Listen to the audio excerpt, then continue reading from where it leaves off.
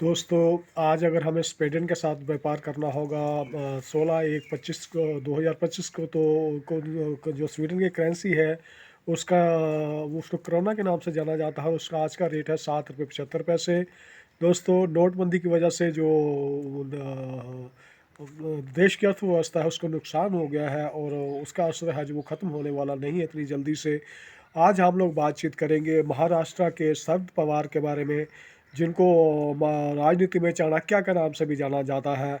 और उनके पास जो राजनीति का अनुभव है वो 6 दशक का अनुभव उनका राजनीतिक के रूप में उनके पास अपार अनुभव है। और उनको 4 बार जो है महाराष्ट्र का मुख्यमंत्री बनने का मौका मिला। सबसे पहले उन्हें बहुत छोटी उम्र में सबसे युवा मुख्यमंत्री बने वो 1978 में महाराष्ट्र के। उसके बाद जब इंदिरा गांधी की हत्या हो गई और राजीव गांधी जो राजनीति में आके बहुत अकेले पड़ गए थे, तो उस समय उन्होंने जो है और शरद पवार हैं उनको उनको अपने साथ आने के लिए मनाया। और फिर वो दूसरी बार जो है महाराष्ट्र के मुख्यमंत्री बने। और उनकी जीवन में हमेशा उनको जो है चाणक्य के रूप में जाना जाता है। कहते हैं जिस समय और पूर्व प्रधानमंत्री चंद्रशेखर ने इस्तीफ़ा दे दिया था, तो जो जो राजीव गांधी हैं, उन्होंने उन्हें मनाने के लिए भेजा था कि आप इस्तीफ़ा ना दें और आप अपने कार्यकाल है जो पूर्ण करें।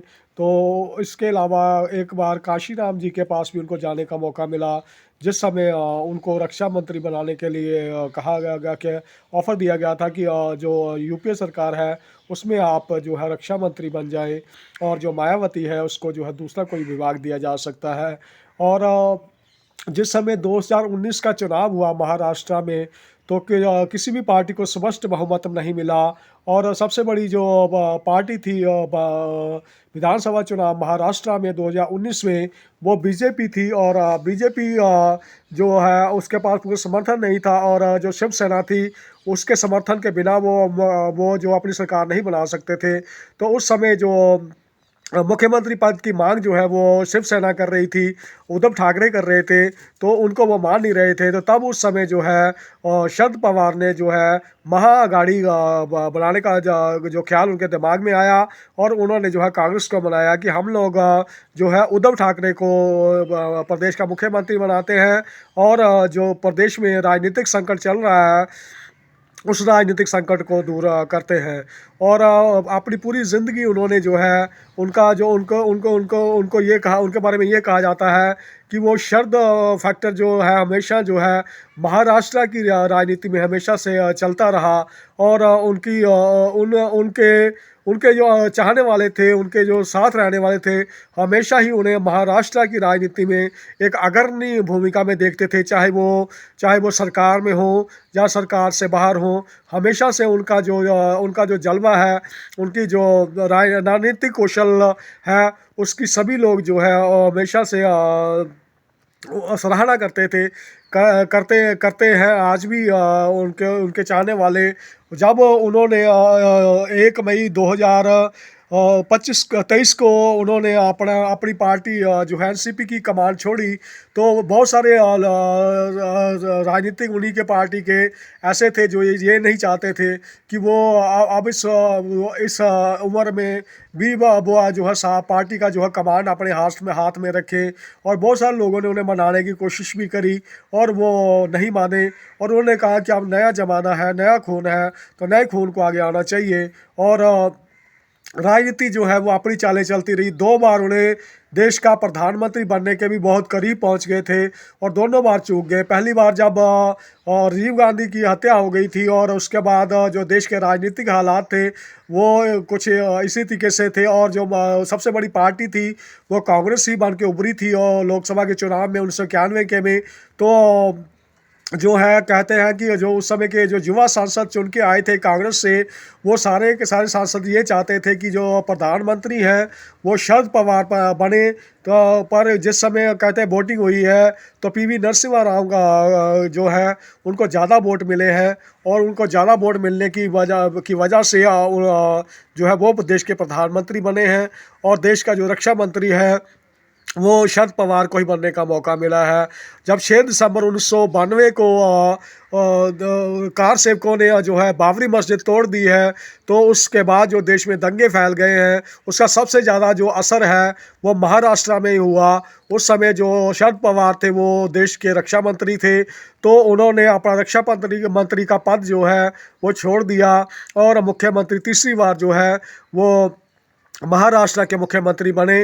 वो अपनी आत्मकथा में लिखते हैं कि अगर मैं उस समय मुख्यमंत्री का पद स्वीकार नहीं करता महाराष्ट्र का, तो महाराष्ट्र में जो है वो आगजनी और हत्याएं जो है वो आम सी बातें हो गई थी, वो नहीं रुकती। और वो सीनियर नेता होने की वजह से उन्होंने जो है उस समय कमान संभाली। और शंकरराव चौहान जो है उस समय मुख्यमंत्री महाराष्ट्र हुआ करते थे, उनको केंद्रीय मंत्रिमंडल में ले लिया गया और जो शरद पवार थे वो मुख्यमंत्री महाराष्ट्र बने। और तब जाके जो है उस समय जो दंगे होने शुरू हो गए थे मुंबई के अंदर, उन दंगों को कंट्रोल किया जा सका शरद पवार के मुख्यमंत्री रहते हुए। उनके उनकी उनके उनका जो 1999 में जो सोनिया गांधी है वो राजनीति में आ चुकी थी, और तो जो है उनका विदेशी मूल का होना जो है बहुत बड़ा मुद्दा बन चुका हुआ था।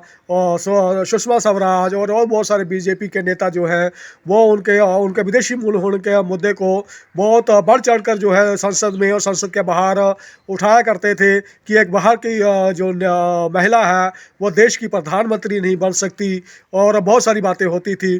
तो इस सारी बातों से जो है शरद पवार भी चिंतित रहते थे। तो उन्होंने 1999 में जो है कांग्रेस से अलग हो गए, और कांग्रेस से अलग होकर अपनी जो एनसीपी की स्थापना जो है तारिक अनवर और पीए संगमा के साथ मिलकर करी। और बेशक उन्होंने अपनी जो कांग्रेस पार्टी एनसीपी बना ली थी, पर उन्होंने कभी भी जो है कांग्रेस का साथ नहीं छोड़ा। वो हमेशा ही यूपीए का हिस्सा बने रहे। जब भी कांग्रेस किसी भी सरकार के गठन के मामले में के बारे में सोचती थी, तो हमेशा से शरद पवार जो है हमेशा से चाणक्य की तरह उनके साथ खड़े रहते थे।